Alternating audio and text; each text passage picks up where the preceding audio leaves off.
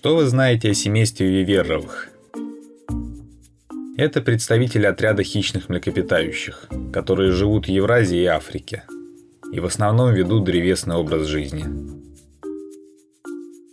Несмотря на внешнее сходство с куньями, виверровые – это совершенно отдельное семейство, и их более близкими родственниками являются представители семейства кошачьих, в то время как более близкими родственниками куньих являются представители семейства псовых. В отличие от куньих, большинство виверровых имеет характерные для кошачьих черты. Например, втягивающиеся когти, шершавый язык и вертикальные зрачки. Сегодня мы рассмотрим одного из самых больших и дружелюбных представителей виверровых – бентуронга.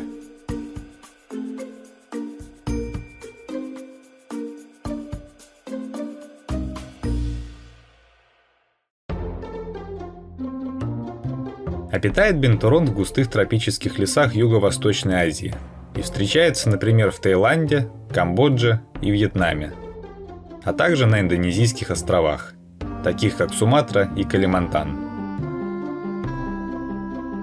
Длина тела бентуронга может достигать 1 метра, а масса 30 килограмм. При этом одной из самых интересных его особенностей является огромный хвост, который по своей длине почти не уступает туловищу. Этот хвост обладает очень развитой мускулатурой, и с его помощью бентуронг может обхватывать различные предметы, вроде стволов и веток, что сильно помогает ему вести древесный образ жизни. Несмотря на то, что большую часть времени бентуронг проводит на деревьях, он не обладает особой ловкостью и предпочитает не прыгать по веткам, а лазать. Если же бентуронг захочет перебраться на другое дерево, до которого не может дотянуться, то, скорее всего, он не будет рисковать, пытаясь допрыгнуть до него, а спустится вниз и пройдет до этого дерева по земле. Бентуронга нельзя назвать ночным или дневным животным. Он может проявлять высокую активность как днем, так и ночью. Несмотря на то, что бентуронг по своим размерам и внешнему виду похож на росомаху, он обладает совершенно другим характером. Если росомаха является бесстрашным и крайне агрессивным хищником, то бентуронг предпочитает вести спокойный и умиротворенный образ жизни. Основу его питания составляет разнообразная растительная пища. Больше всего бентуронги любят есть фрукты, доля которых в рационе может достигать 80%. В естественных условиях основными фруктами, которыми питаются бентуронги, являются плоды различных видов фикусов, имеющие особое название – сиконии. Строго говоря, сами сиконии не являются настоящими плодами, а представляют собой особые структуры, внутри которых находится очень много настоящих маленьких плодов. Возможно, некоторые уже догадались, что хорошо известный всем инжир также является одним из видов фикусов. Помимо фруктов, бентуронг может поедать и другие части растений, в том числе стебли и листья.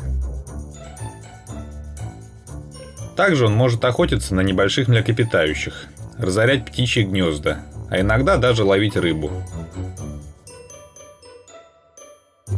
Бентуронги легко приручаются и во многих странах содержатся в качестве домашних животных. Даже пойманные в дикой природе взрослые бентуронги обычно не проявляют к людям агрессии.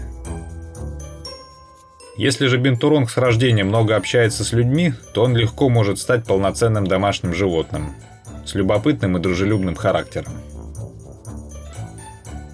Бентуронги очень умны. Они любят общаться с людьми и хорошо поддаются дрессировке. Но при этом купить бентуронга может позволить себе далеко не каждый. Например, в США цена одной особи бентуронга может достигать $3000.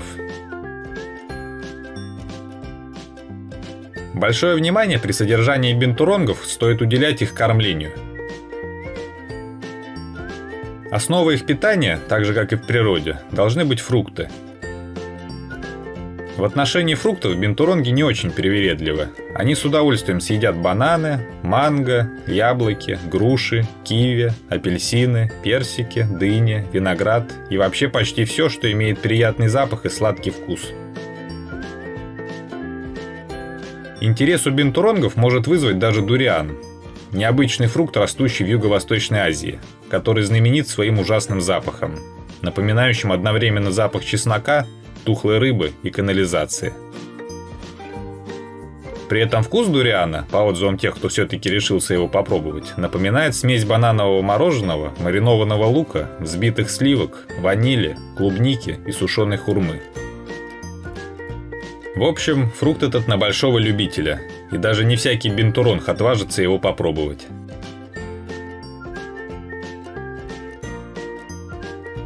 Бинтуронги очень любят сладкое, но давать им концентрированный сахар, например, в виде конфет и пирожных, не стоит, так как это может вызывать у них приступы гиперактивности, во время которых животные беспорядочно бегают и прыгают по всем доступным поверхностям, что может доставить немало проблем, как владельцу, так и самим животным.